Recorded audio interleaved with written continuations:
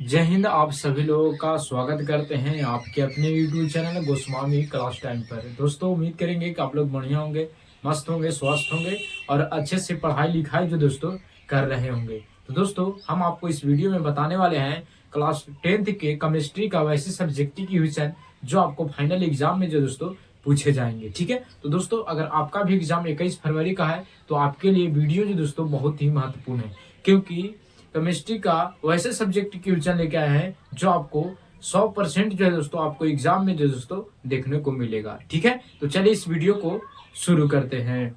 तो दोस्तों सवाल है कि खनिज किसे कहते हैं और अयस्क किसे कहते हैं, और इस दोनों सवाल जो दोस्तों बहुत ही महत्वपूर्ण है। अगर आपको से यहाँ से सब्जेक्टिव क्वेश्चन नहीं पूछे जाएंगे तो ऑब्जेक्टिव क्वेश्चन जो दोस्तों पक्का पूछे जाएंगे। ठीक है, तो चलिए हम इसका आंसर जो दोस्तों आसान भाषा में आपको समझाते हैं। ठीक है, तो दोस्तों अगर आपसे पूछते हुए खनिज किसे कहते हैं या पूछते हुए कि अयस्क किसे कहते हैं, ठीक है, तो सबसे पहले हम लोग उत्तर में लिख लें खनिज के। ठीक है, तो सबसे पहले जानेंगे खनिज किसको कहते हैं, और यहाँ पे जो है दोस्तों परिभाषा तो पूछो करता है। अगर परिभाषा नहीं पूछेगा तो आपको से जो एग्जाम्पल है जैसे में है ये जो है दोस्तों आपको सब्जेक्टिव के रूप में पूछ दिया जाएगा। ठीक है, तो दोस्तों अगर आपसे लिखेगा खनिज किसे कहते हैं तो पृथ्वी की परत में पाई जाने वाली धातु युक्त ठोस पदार्थ को खनिज कहते हैं। यानी जो पृथ्वी की जो अंदर परत है उसमें जो पाए जाने वाले जो धातुआं एक ठोस पदार्थ होता है उसी को हम लोग खनिज कहते हैं। जैसे में हो जाता है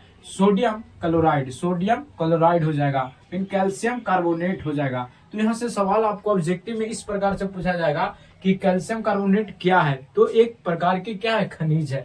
अगर पूछेगा सोडियम क्लोराइड क्या है तो एक प्रकार के खनिज है। ठीक है, क्योंकि ये पृथ्वी के अंदर पाए जाते हैं। ठीक है, तो दोस्तों ये पहला जो होगा दोस्तों पहला जो पूछा आपको से खनिज किसे कहते हैं एक क्लियर हो गया। ठीक है, और दूसरा सवाल यहाँ से पूछता है उत्तर में आप लिखिएगा एस। जिस प्रकार से उत्तर दिए है इसी प्रकार से अगर आप लिखिएगा तो आपको जो दोस्तों एक भी नंबर जो दोस्तों आपको एग्जाम में नहीं कटेंगे। ठीक है, तो अगर आपसे पूछेंगे एस क्या है तो लिखिएगा जिस खनिज में प्रचुर मात्रा में धातु उपस्थित हो तथा जिससे कम खर्च पर और आसानी से धातु प्राप्त किया जा सकता है उसी को अयस्क कहते हैं। दोस्तों अगर आपसे पूछेंगे अयस्क किसे कहते हैं तो जिस खनिज में प्रचुर मात्रा में धातु उपस्थित होना चाहिए, यानी अच्छे माने ढेर माने प्रचुर मात्रा में कोई चीज धातु उपस्थित हो। ठीक है, और तथा जिससे कम खर्च पर और आसानी से धातु प्राप्त किया जा सकता है उसी को अयस्क कहते हैं। ठीक है, जैसे में हो जाएगा बॉक्साइड जो दोस्तों बहुत बार एग्जाम में पूछे जाते हैं। एल्युमिनियम का अगर पूछेंगे कि एल्युमिनियम का अयस्क क्या होता है तो बॉक्साइड होता है। ये बहुत ही फेमस सवाल है और ये बार बार आपको एग्जाम में पूछेगा कि एल्युमिनियम का अयस्क क्या होता है तो बॉक्साइड होता है।